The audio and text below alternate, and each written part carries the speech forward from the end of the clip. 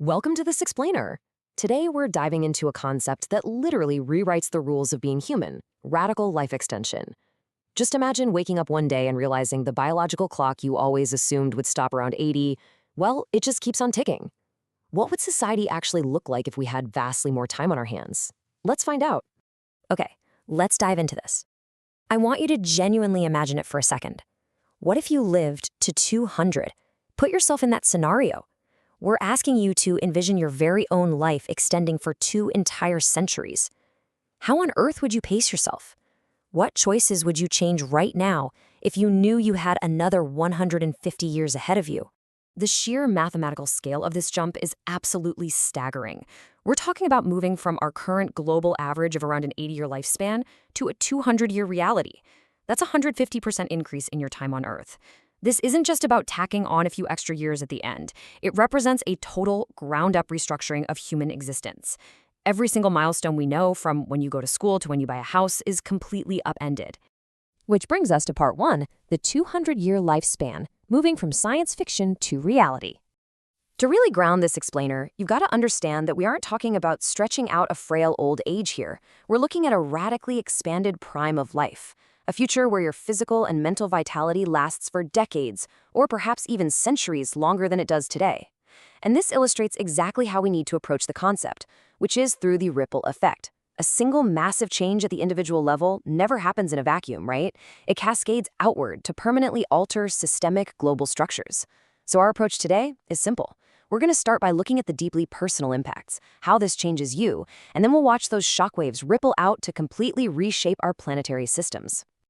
Moving into section 2, family and marriage, the personal ripple. Now, what's really interesting about the slide is how it frames relationships. In our current 80-year paradigm, till death do us part usually means maybe 50 years together. But in a 200-year paradigm, that vow implies 170 years with the exact same person. I mean, that is a really long time to argue over where to eat dinner. Because of this, marriages might naturally evolve into multi-phase contracts. Instead of one lifelong commitment, we might see the normalization of multiple sequential marriages. You share different 50-year chapters of your life with different partners as you radically evolve over the course of 2 centuries. And this brings us to a wildly new daily dynamic, the multi-generational family tree.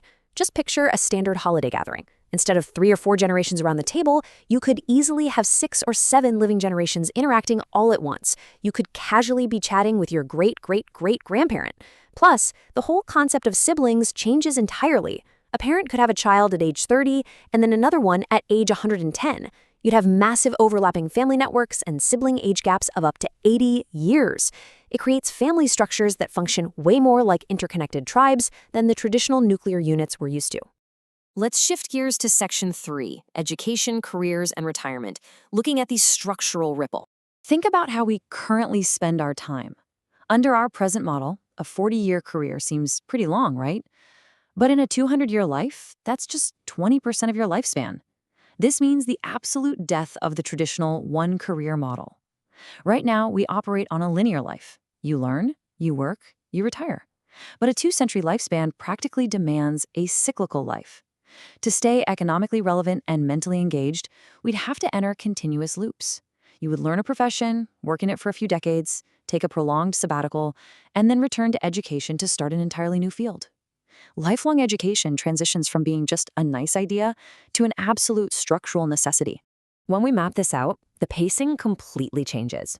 You might spend your first 30 years in education and wrap up your first career by age 80. Then you take a 10-year sabbatical, which is essentially your first retirement. By age 110, you head back to school to launch a completely different second career. Actually, maybe you pivot from accounting to marine biology.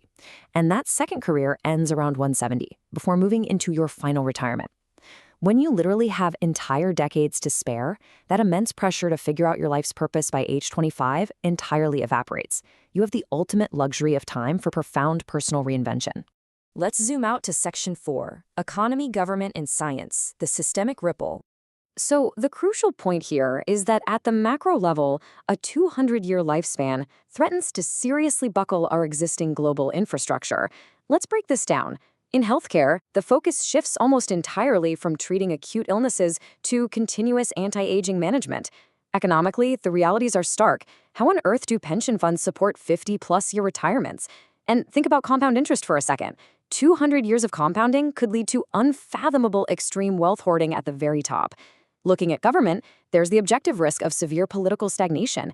You could have entrenched leaders holding office for half a century, completely stalling generational turnover. And of course, population dynamics present severe overpopulation risks, stretching our planetary resources to their absolute limits. But this systemic ripple also creates a really fascinating counterpoint when we look at scientific progress. There's a dual possibility here. On one hand, science could be incredibly accelerated. Just imagine a brilliant physicist or medical researcher having 150 years to master a single field. They could unlock unprecedented, cumulative breakthroughs without their lives being cut short right in their intellectual prime. On the other hand, well, progress could stagnate. Science often advances when older paradigms die out. If entrenched older minds hold on to power and funding for centuries, new disruptive ideas might never see the light of day. This brings us to our final part, Section 5, a blessing or a curse, the ultimate question. Having traced the ripples from our most personal relationships all the way up to global science, we really have to weigh two competing visions of this future. The blessing is undeniable, for sure. You have unprecedented time for deep love across multiple lifetimes, the ultimate freedom for endless reinvention, and the ability to achieve true mastery in your passions. But the curse is equally potent, crushing overpopulation, staggering economic inequality, and extreme societal stagnation. The main takeaway from our source material is this: simply adding 120 years to the human lifespan doesn't automatically add quality. It would require a massive, complex, and potentially painful redesign of literally every societal structure we know. Which leaves us with the ultimate question. Since simply adding 120 years doesn't automatically add quality, would living 200 years truly be a blessing or a curse? I really want to know where you land on this after seeing how it alters everything from your marriage to the global economy. Leave your opinion down in the comments and keep questioning the future. Thanks for joining me for this explainer, and I'll catch you next time.